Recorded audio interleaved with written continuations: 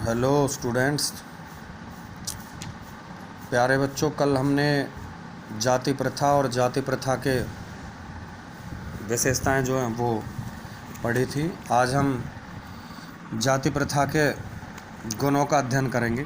देखिए, जाति प्रथा के गुणों में सबसे पहले सामाजिक सुरक्षा प्रदान करना। प्रत्येक जो जाति होती है वो जाति अपने सदस्यों को सामाजिक सुरक्षा प्रदान करती है।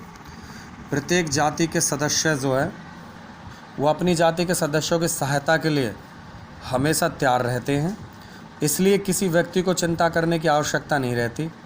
वह इस बात से अच्छी तरह अवगत होते हैं कि किसी भी संकट के समय उसे अपनी जाति के अन्य सदस्यों का जो सहयोग जो है वो पूर्ण रूप से सहयोग उसे प्राप्त हो जाएगा। दूसरा, वर्ण व्यवसाय संबंधी निपुणता। जाति प्रथा में प्रत्येक व्यक्ति के लिए व्यवसाय का निर्धारण उसकी जाति के अनुसार जो है वो होता है। ये व्यवसाय पैतृक होते हैं और ये व्यवसाय पीढ़ी दर पीढ़ी लगातार चलते रहते हैं। प्रत्येक प्रकार से अगर हम कहें कि प्रत्येक बच्चा अपने व्यवसाय संबंधी जो जानकारी जो है वो बचपन से ही प्राप्त कर लेता है। तीसरा, रक्त की शुद्धता। जाति प्रथा में विवाह संबंधी कठोर प्रतिबंध थे। कोई व्यक्ति अपनी जाति से बाहर जो है वो विवाह नहीं कर सकता था।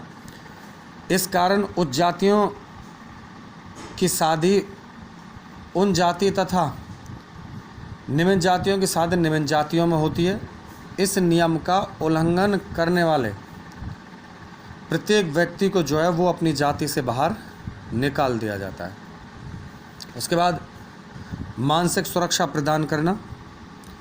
जाति में सदस्यों को जो मानसिक सुरक्षा मिलती है उसके शादी विवाह व्यवसाय खान पान संबंधी सारे जो रीति रिवाज और जो विषय जो होते हैं वो उसे निभाने पड़ते हैं। खान पान में किन नियमों का पालन करना है आदि सारी बातों को जो है वो जाति प्रथा में रहकर ये मानसिक सुरक्षा प्रदान होती है। शिक्षा संबंधी कार्य। जाति प्रथा में रहकर ही या जाति प्रथा जो है तय करती है कि किसी जाति का सदस्य कितने समय तक और कौन सी शिक्षा प्राप्त करेगा, उसके संबंध में किन किन नियमों का जो है वो उसको पालन जो करना होगा। और ये सब कुछ जो होता है वो व्यक्ति के जाति के आधार पर ही होता था।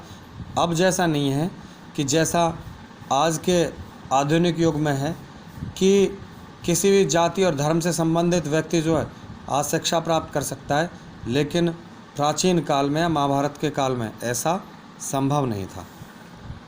नेक्स्ट, आपका व्यवहारों पर नियंत्रण। प्रत्येक जाति अपनी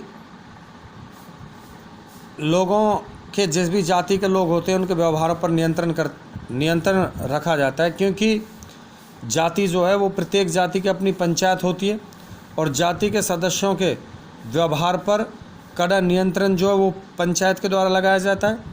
लोक निंदा और जाति से बहिष्कार के भय से कोई व्यक्ति जो है वो जाति के नियमों को तोड़ने की कोशिश नहीं करता। उसके बाद श्रम विभाजन। प्रत्येक जो जाति व्यवस्था के एक महत्वपूर्ण कार्य सभी व्यक्तियों के अपने कर्तव्य जो हैं वो कर्तव्य के प्रति प्रेम और निष्ठा की भावना उत्पन्न करना होता है। जाति व्यवस्था ने सदस्यों में एक भावना भर दी है कि प्रत्येक सदस्य को अपने पूर्व जन्म के अनुसार ही जो है वो वर्तमान जीवन में एक विशेष पेशा जो है वो मिल जाता है। उसके बाद राजनीतिक स्थिरता। जाति प्रथा के कारण हिंदू राज्यों में शासकों और शासितों के में समन्वय स्थापित होता है। जैसे राजनीतिक स्थिरता आती है कि क्षत्रियों का जो कार्य जो होता है वो क्षत्रियों का कार्य शासन करना संभव होता है और ब्राह्मणों का कार्य जो है वो हवन आदि करना होता है। और वैश्य भी जो है वो राजसत्ता हत्याने की चेष्टा नहीं कर सकते थे। कहने का मतलब मेरा ये हुआ कि सभी का अपना कार्य ब्राह्मण, क्षत्रिय, वैश्य और शूद्र सभी के अपने कार्य जो थे वो विभाजित होते थे। जाति प्रथा के दोष, देखिए जाति प्रथा में रहते हुए कुछ दोष होते हैं जिनका वर्णन इस प्रकार से। सबसे पहले छुआछात को प्रोत्साहन या छूछात को प्रोत्साहन। देखिए जाति प्रथा में छूछात की भावना जो बहुत ज़्यादा प्रचलित होती है। जाति प्रथा में लोग जो जाति के जो लोग हैं वो निम्न जाति के लोगों पर अत्याचार करते हैं, शोषण करते हैं, और उच्च जाति के जो लोग हैं वही अपने आप को श्रेष्ठ मानते हैं और निम्न जाति के लोगों के साथ जो हैं वो घृणा की जाती है। उदाहरण के तौर पर देखा जाता है जैसे पानी पीने के कुएं जो हैं वो निम्न जातियों के अलग होते हैं, निम्न जातियों के मंदिर जो हैं वो अलग होते हैं, और निम्न जातियों के लोगों के जो निवास स्थान जो है वो भी गांव से बाहर होते हैं। दूसरा, निम्न जातियों का शोषण। जाति प्रथा में व्यक्तियों को समाज में अथवा निम्न दर्जा प्राप्त होता है, और निम्न दर्जा प्राप्त होने के साथ साथ जाति प्रथा में रहते हुए लोगों के साथ व्यवहार, अलग व्यवहार जो है वो किया जाता है, क्योंकि लोगों को पता होता है कि जाति में रहकर सदस्यता जो है वो जन्म पर आधारित होती है, और अपने जाति में रहकर लोगों को अपने कर्तव्यों का पालन करना होता है। जाति एक बंद समूह है। देखिए जाति एक बंद समूह होती है। जाति बंद समूह जो है वो इस तरह से, क्योंकि जिस व्यक्ति ने जिस जाति में जन्म ले लिया वो उस जाति में जन्म लेकर व्यक्ति की सदस्यता जो है वो उसके जन्म पर आधारित हो जाती है, और जिस जाति में वो जन्म ले लेता है सारी जिंदगी भर उसे उसी जाति के घेरे में रहना पड़ता है, और उसी जाति के अनुसार अपने जो भी रीति रिवाज कार्य जो होते हैं वो करने पड़ते हैं। नेक्स्ट, जाति चेतनता। प्रत्येक व्यक्ति को यह पता होता है कि समाज में उसकी क्या स्थिति है, और समाज में उसकी स्थिति उसकी जाति पर निर्भर करती है, और ये स्थिति जो उसे जन्मजात से प्राप्त होती है, इसलिए वह अधिक परिश्रम करने की चेष्टा जो नहीं करता, क्योंकि पता है उसे कि वो जिस जाति में उसने जन्म ले लिया वो हमेशा उसमें ही बंधा रहेगा।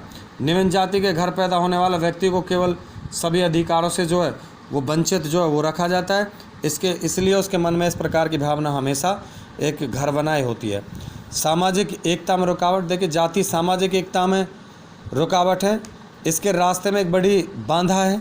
इसका कारण यह है कि जाति के कारण समाज जो कई खंडों में विभाजित होता है, और एक जाति के लोग जो हैं दूसरी जाति के लोगों के साथ सामाजिक संबंध स्थापित करने की आज्ञा नहीं होती। इस कारण एक जाति के लोग जो है वो दूसरी जाति के लोगों के साथ प्यार नहीं रखते, वो उनके साथ भेदभाव रखते हैं। नेक्स्ट, आपका कार्य कुशलता में बांधक।